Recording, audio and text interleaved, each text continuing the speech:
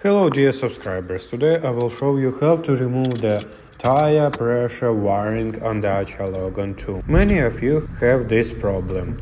After replacing the wheels or replacing a single wheel, if you had a flat tire, the tire pressure error appears. Turn on the ignition. After it turns on, use the joystick to scroll through the board computer menu until you research the setup selection. Then hold the button for 5 seconds until it starts blinking.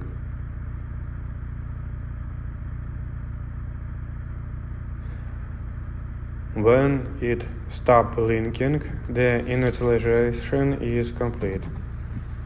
The board computer has saved the current tire pressure and this warning will no longer appear. Thank you for the attention. Goodbye.